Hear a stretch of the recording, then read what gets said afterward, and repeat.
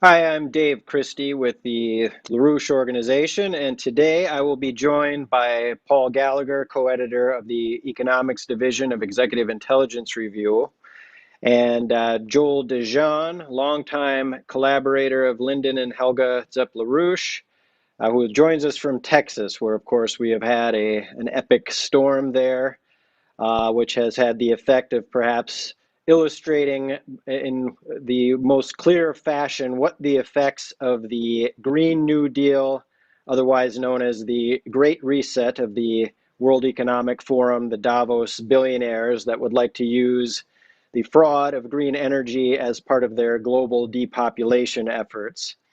So I think there's a lot of fact and fiction, or at least narrative spinning concerning what actually happened in Texas, and of course the climate, the environmentalist crowd would like to spin this as yet another example of climate change. Of course, they're not going to use the term global warming. Of course, I'm also sitting in about 6 inches of snow up here in Seattle, which happens on occasion, but the global warming thing doesn't quite work here, nor does it work in Texas. So climate change is the name of the game.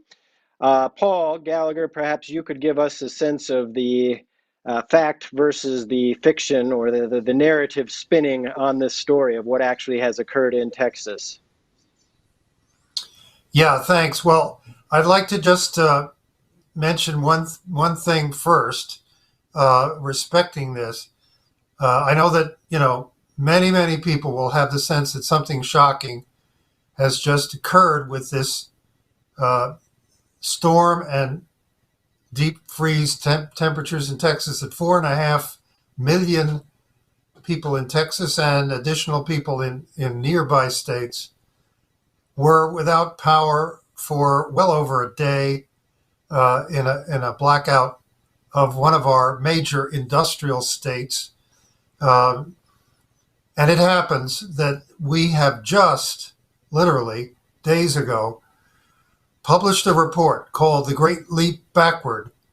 Lyndon LaRouche exposes the Green New Deal. And in that report, we explained that precisely uh, this development of an instability of power grids in the United States and the likelihood of blackouts, uh, wide regional blackouts, was being created by the bed of economic quicksand which has been built up in this country in the so-called sustainable energy, or I call them interruptible energy sources, which have proliferated around the country: wind turbines and solar farms, and literally solar farmers' fields, and so on and so forth, which have been creeping up and creeping up to the point where they are a quarter of our electric power in Texas, a third, sorry, much more than that, a half, and going for more than half of electric power in California. Um, this is literally quicksand. This can go at any time. And what we've seen immediately after bringing the report out is that that is now having a fatal effect on the lives of people in our deindustrialized country, and on their ability to rely on any of the infrastructure of power and heat and water and so forth that they have been counting on for generations and generations. So what we've seen here is that a large portion of the wind power in Texas, which taken as a whole was supposedly about a quarter of the entire fleet of electric power, a large portion of it, more than half, froze in a freezing rain and snowstorm, would not operate any longer, and therefore fell offline, taking 15% of the total power capacity of the state of Texas offline by late in the day Sunday, in a very rapid process, which appears to have destabilized the Texas grid, It was then accompanied by loss of power from gas plants, gas turbine electric plants, because so much gas was being diverted, or not diverted, was being used for heating, and because it was quite cold, down as low as 10 degrees. But these are temperatures that in many parts of the country we have been accustomed to for a long time. And yet that was consuming the gas for heating. It was sapping the supplies of gas for backing up the wind and solar power, which is what the environmentalists claim that gas will do. And in addition, its price absolutely skyrocketed to unbelievable levels, while gas wellheads, some of them froze. Equipment in gas processing plants, some of it froze, and the blackouts spread to eventually 4.5 million people. And many of them are now only getting their power back after a full day and a half in the freeze. So this is a wake-up call for the country as a whole, at least. People who have been thinking that all this talk about green, sustainable this and that, and especially power, that this was simply an ongoing change with the evolution of technology or something of that sort, or that it was necessary that we prepare not to be 1 degree warmer in 100 years, that this should be done, are finding that this can kill. This Green New Deal, already widely implemented, can result and has resulted now in Texas in the loss of life, where people literally die of the cold, supposedly protecting us from being 1 degree warmer in 100 years. This is a matter of ideology, as former Energy Secretary Rick Perry said on Fox News last night. It is an ideology which does not concern itself with human life, but rather with some imagined mission of saving the planet from the human race. It is sacrificing the human race instead. And we've identified in our report the origins of this, originally 30 years ago and ever since, coming out of the British royal family, which with its retainers is legendary for its leading members wanting to reduce the population of the world and continually complaining, as Prince Philip and Prince Charles constantly do, that there are too many human beings on the planet, that they are overburdening resources and they're in the way and should get out of the way or be pushed out of the way. And this is what the Green New Deal will do. We need to reject it. We need to defeat it. We need to look to coal and nuclear power as our baseline power. Just north of the Texas region, you had a wide region in the Midwest where it was even colder, where there was even more snow and freezing rain, and where coal and nuclear, for the most part, pulled them through without this kind of disaster. So let that lesson be learned. Well, I would say this, we certainly what you identified as the Malthusian intent of the British oligarchy, their long-standing call for depopulation. We still may not know the final death toll. We certainly know that this had a dramatic impact on the livelihood of people. Joel, you were obviously there. You may not have the clearest sense of what's going on. I think Paul definitely identified this as a wake-up call. You may not have had much sleep last night, given how cold it was, but perhaps you could give at least a sense of what was going on the ground, also a sense of what your understanding of the political process is that has led to this type of failure. Just one slight clarification. The report of 4.2 million customers being without power, if you count at least 2 people per household, we're looking at more than 8 million people affected. That's correct. Over 1/4 of the Texas population. Now, this got started over 20 years ago under Governor George W. Bush, who pushed through deregulation with his buddies at Enron, and they established what was called the Electric Reliability Council of Texas, which has now been renamed the Electric Unreliability Council of Texas, or ERCOT.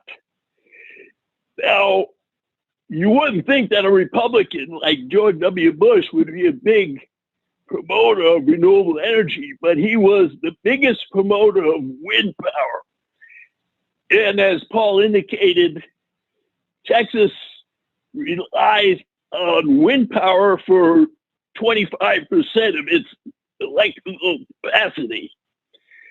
And what happened Sunday night is that not only did we get snow and freezing rain, the temperature went down to the single digits in the northern part of the state.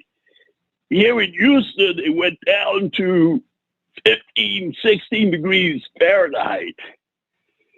And the windmills not only froze, but the backup power to the windmills is natural gas. And some of the natural gas lines, besides being overloaded, also froze.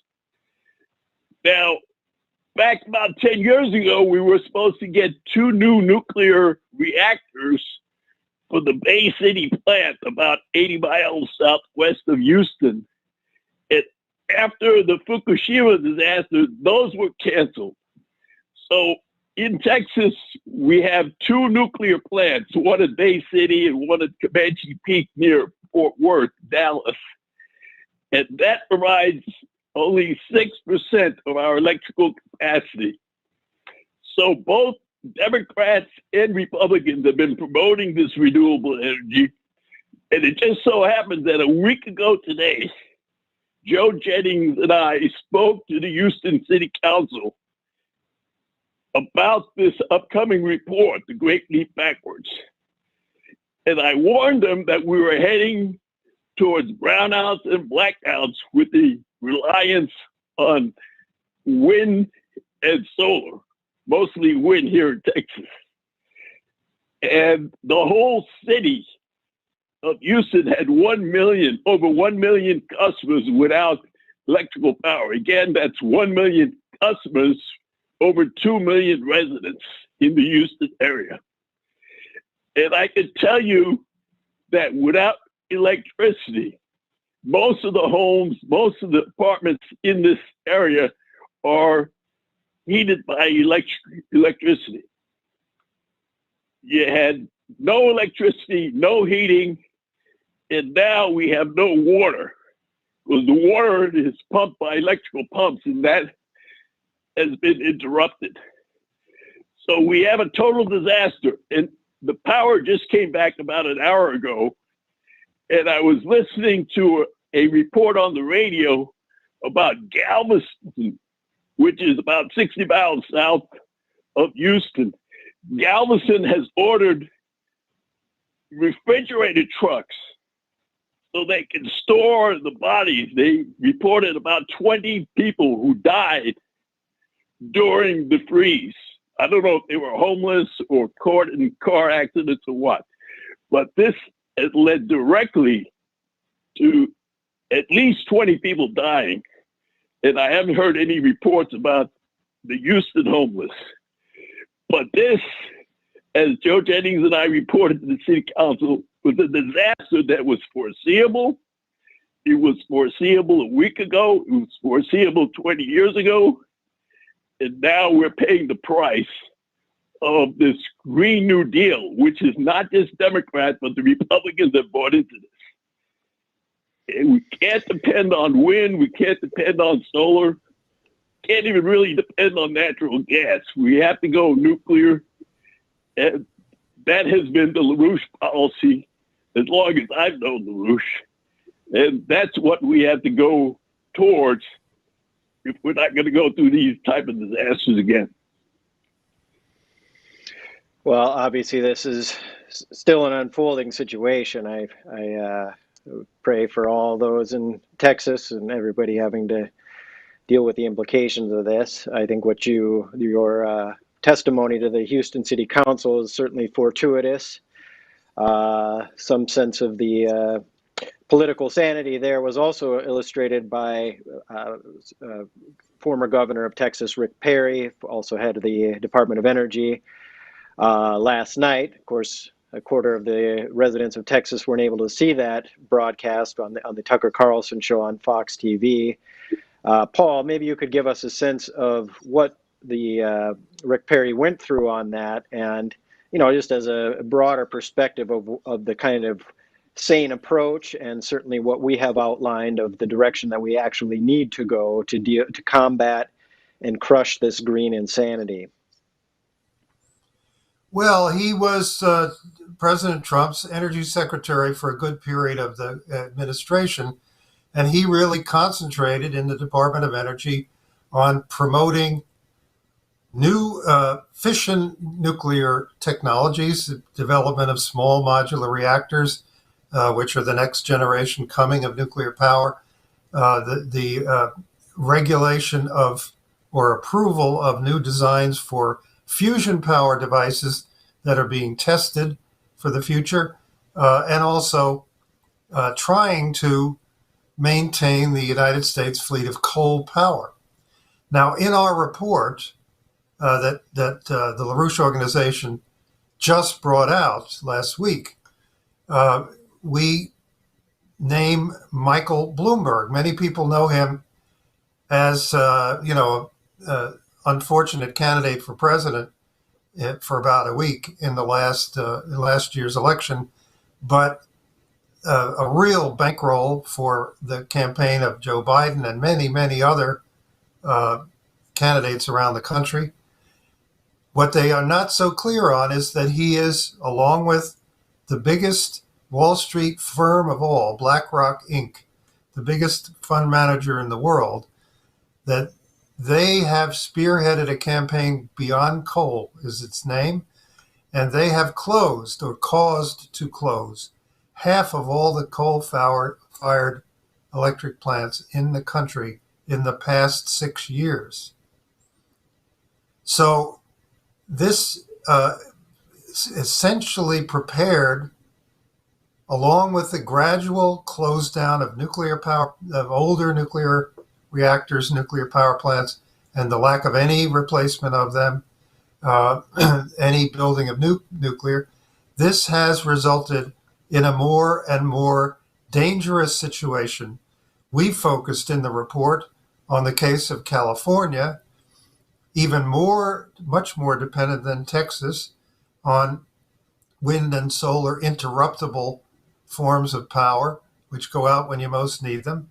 They too, in the past year and a half, have had regional blackouts, in that case as a result of very warm weather. Here, very cold weather. The same is true. You cannot base electric power on these technologies. So it is not only electric power that is threatened.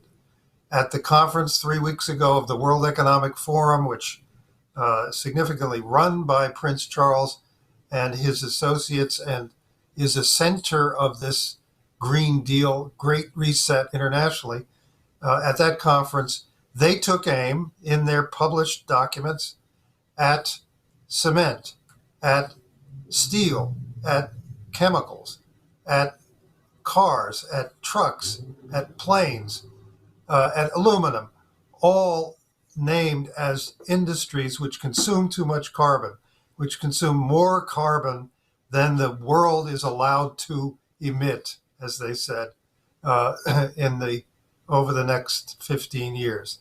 So they want those industries all to be cut. What are Americans waiting for? You have to get behind a program to shut this Green New Deal down politically and replace it with credit. We have in the report a beautiful speech from 10 years ago by Lyndon LaRouche, the late economist who founded this movement, in which he called "No to the Green Policy, we need a credit system." In there is everything explained that needs to be done in the form of legislation and other actions in order to give us the credit to build infrastructure not only of high technology power, coal, clean coal, fission, fusion plants, as soon as those are possible, small nuclear reactors, nuclear power for space, for propulsion to Mars, all those things that are the leading edge of reindustrializing this country on a different technological level. That's what we've got to do. I'd urge people to get and read this report on the website of my magazine, which is called LaRouche Pub, www.larouchepub.com, because as we called it, and as Joel said, he and his colleague only last week in the Houston City Council, called it, warned them of exactly what was going to happen without knowing when it would happen. But this has got to be the wake-up call that gets people into action.